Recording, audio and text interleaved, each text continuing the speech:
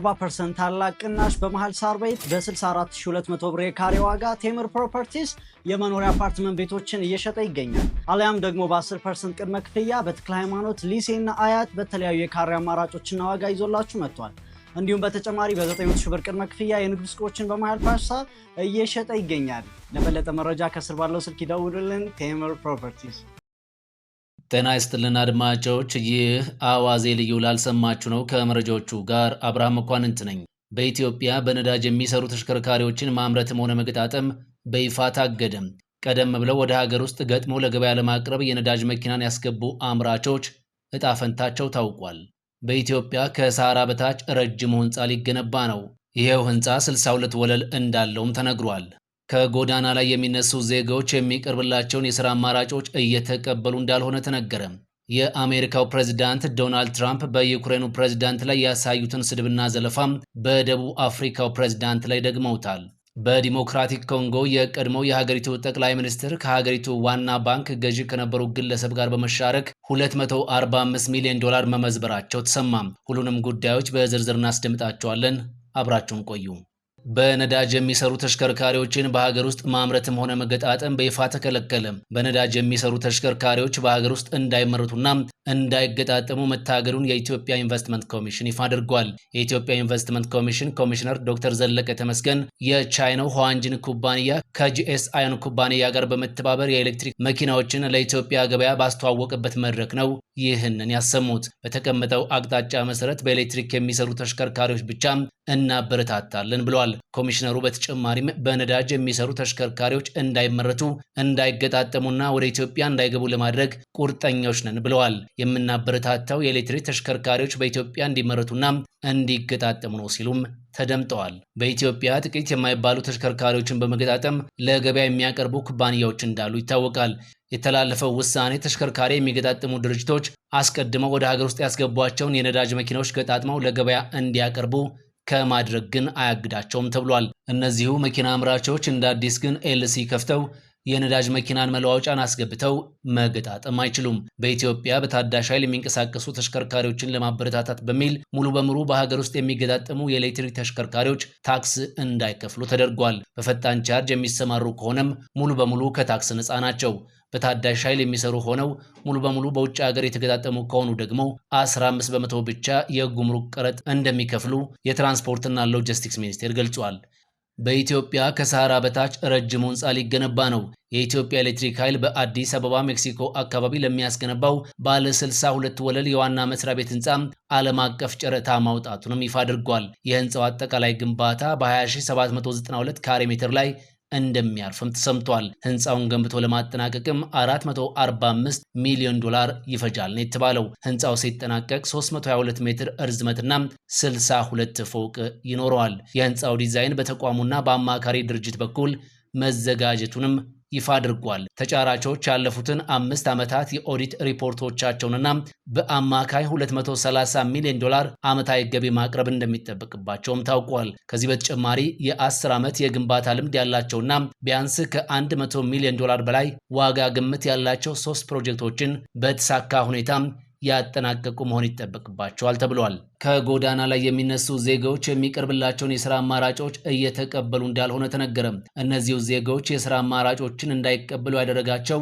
በጎዳና ላይ ሳሉ የገቡበት የሱስ ሕይወት እንደሆነ ተመላክቷል። ዜጎችን ከጎዳና ሕይወት ለማላቀቅ በሚል በሚሰሩ ስራዎች የሚቀርቡ የሥራ አማራጮችን አለመቀበላቸው በስራው ፈተና እየሆነበት መሆኑን የአዲስ አበባ ሴቶችና ሕፃናት ማህበራዊ ጉዳይ ቢሮ ይፋ አድርጓል። አብዛኞቹ ጎዳና ላይ ያሉት ዜጎች የሱስ ተጠቃሚ በመሆናቸው የሚቀርቡላቸውን አማራጮች እንዳይጠቀሙ እንዳደረጋቸው ነው የተሰማው። እስካሁን በተሰሩ ስራዎች ጎዳና ላይ ያሉትን ሕፃናት ወደ ማቆያና ወደ ቤተሰቦቻቸው መመለስን ጨምሮ ወጣቶችን በማገገሚያ ማዕከላት ማስገባት መከናወናቸውም ተሰምቷል። ከማገገሚያ ማዕከሉ የሥራ አማራጮች ተመቻችተውላቸው ሲወጡም ስራውን በአግባቡ እንደማይሰሩትና እንደሚያቋርጡት ነው በቢሮ በኩል ይፋ የሆነው። አረጋውያንን በሚመለከት ወደ መርጃ ማዕከላት በዘላቂነት ገብተው መኖር የሚፈልጉ እንዳሉ ሆነው ይህንን የማይፈልጉ እንዳሉም ተሰምቷል። የሕክምና ጋዞችን ደህንነትና ጥራት የተረጋገጠ ለማድረግ ይረዳል የተባለም የቁጥጥር መመሪያ ጸደቀ። ይሄው መጽደቁ የተሰማው የሕክምና ጋዝ ማምረቻ ተቋማት ቁጥጥር መመሪያ ለሕክምና የሚውሉ ጋዞችን በተለይም ኦክሲጅንን የሚያመርቱ ተቋማት ጥራትና ደህንነት ቁጥጥር ስር እንዲውሉ የሚያስችል እንደሆነ ተነግሯል። በኢትዮጵያ የምግብና መድኃኒት ቁጥጥር ባለስልጣን የወጣውና በፍትህ ሚኒስቴር የጸደቀው የሕክምና ጋዝ ማምረቻ ተቋማት ቁጥጥር መመሪያ ቁጥር 1061/2017 ለሕክምና የሚውሉ ጋዞችን ደህንነት ያስጠብቃል። የዚህ መመሪያ ዋና ዓላማ የሕክምና ጋዞችን ደህንነት በማስጠበቅ የታካሚዎችን ጤንነት ለመጠበቅ እንደሆነ ተነግሯል። በመጨረሻም የአሜሪካው ፕሬዝዳንት ዶናልድ ትራምፕ የደቡብ አፍሪካ አቻቸውን ሲሪል ራማፎሳን ነጭ ደቡብ አፍሪካውያንን ትገድላላችሁ፣ ታሰቃያላችሁ፣ መሬታቸውን ትቀማላችሁ ሲሉ ወቀሷቸው። ፕሬዝዳንት ትራምፕ ቤተመንግስታቸውን ከፖለቲካዊና ዲፕሎማሲያዊ ማዕከልነት ወደ ስድብና ዘለፋ መድረክ ሲቀይሩት ይህ የመጀመሪያቸው አይደለም። ከዚህ ቀደም የዩክሬኑ ፕሬዝዳንት በሐሰት ወቅሰው ዘልፈው ሸኝቷቸዋል። ትላንት ተራው የደቡብ አፍሪካው ፕሬዝዳንት ነበር። ደቡብ አፍሪካ የተወለዱት አሜሪካዊ ነጭ አክራሪ የዓለም ቁጥር 1 ቱጃር ኤለን መስክ የቅርብ ወዳጅና ተመካሪ የሆኑት ፕሬዝዳንት ትራምፕ የደቡብ አፍሪካ መንግስት የነጭ ደቡብ አፍሪካውያንን መሬት ይወርሳል፣ ይጨቁናልና ያስገድላል ማለት የጀመሩት ከአንድ ወር በፊት ነበር። ራማፎሳ ወደ አሜሪካ የተጓዙት ትራምፕንና መስክን ለማስደሰት ትራምፕ የሚወዱትን የጎልፍ ጨዋታ የሚያውቁ ሁለት ዕውቅ ተጫዋቾችንና ደቡብ አፍሪካዊ አንድ ሀብታም ይዘው ነበር። ዋይት ሃውስ እንደገቡ ግን የገጠማቸው ሌላ ነበር። የነጮችን መሬት ለጥቁሮች እንዲወስዱ ታደርጋላችሁ፣ ሲገደሉ ዝም ትላላችሁ ተባሉ። ትራምፕ ነጭ ደቡብ አፍሪካውያን ሲገደሉና ሲበደሉ የሚያሳይ ያሉትን ፊልምም ለደቡብ አፍሪካው ፕሬዝዳንት ጋብዘዋቸዋል። ነገር ግን ትራምፕ ያቀረቡት ቪዲዮ በገለልተኛ ወገን የተረጋገጠ አይደለም። ፕሬዝዳንት ራማፎሳ ውንጀላውን ሊያስተባብሉ ሲሞክሩ ታይተዋል። ነገር ግን የሰማቸው አልነበረም። በመሃሉ ግን እኔ እንደ ኳታር የምሰጠው አውሮፕላን የለኝም ብለዋቸዋል።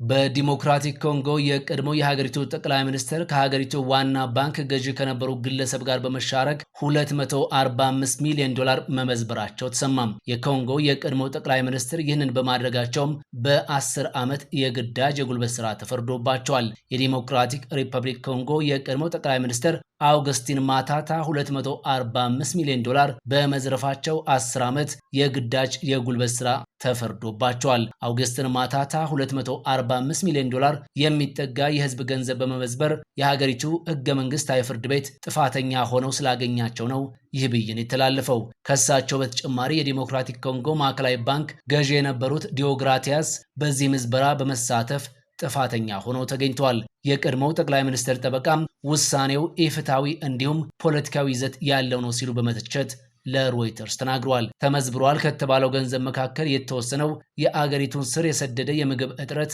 ለመቅረፍ ከታቀደው ትልቅ የግብርና ልማት መሆኑም ተመላክቷል። ማታታ ከ2012 እስከ 2016 ድረስ የዲሞክራቲክ ሪፐብሊክ ኦፍ ኮንጎ ጠቅላይ ሚኒስትር ሆነው ያገለገሉ ሲሆን በአሁኑ ወቅት የፖለቲካ ፓርቲ መስርተው እየመሩ ይገኛሉ። በጠቅላይ ሚኒስትርነት ወደ ስልጣን ከመምጣታቸው በፊት የሀገሪቱ የገንዘብ ሚኒስትር ሆነው ያገለገሉ ሲሆን በወቅቱም የሀገሪቱን ኢኮኖሚ በማረጋጋት ረገድ ለተጫወቱት ሚና በሚል ከዓለም አቀፉ የገንዘብ ተቋም አድናቆትን አግኝተው ነበር። የሀገሪቱ የማዕከላዊ ባንክ ገዢ የነበሩትም በተመሳሳይ የክስ መዝገብ ለ5 ዓመታት የግዳጅ የጉልበት ስራም ተፈርዶባቸዋል። በሀገሪቱ ለወንጀል ቅጣት የግዳጅ የጉልበት ስራም ህጋዊ ፍርድ ነው። ይህ አዋዜ ልዩ ላልሰማችሁ ነው። 40% ታላቅ ቅናሽ በመሃል ሳር ቤት በ64200 ብር የካሬ ዋጋ ቴምር ፕሮፐርቲስ የመኖሪያ አፓርትመንት ቤቶችን እየሸጠ ይገኛል። አሊያም ደግሞ በ10% ቅድመ ክፍያ በተክለ ሃይማኖት፣ ሊሴና አያት በተለያዩ የካሬ አማራጮችና ዋጋ ይዞላችሁ መጥቷል። እንዲሁም በተጨማሪ በ900 ሺህ ብር ቅድመ ክፍያ የንግድ ሱቆችን በመሃል ፓሳ እየሸጠ ይገኛል። ለበለጠ መረጃ ከስር ባለው ስልክ ይደውሉልን። ቴምር ፕሮፐርቲስ ፈጣን ያልተሰሙ መረጃዎችንና ትኩስ የኪነ ጥበብ ዜናዎችን ለማግኘት የቁም ነገር ሚዲያ የዩቲዩብ ቻናልን በመቀላቀል ቤተሰብ ይሁኑ። ቻናላችንን ሰብስክራይብ ያድርጉ። በቲክቶክም አለን። ቁም ነገር ሚዲያ ኦፊሻል ብለው ይከተሉን። እናመሰግናለን። ቁም ነገር ሚዲያ፣ ለቁም ነገር እንሰራለን።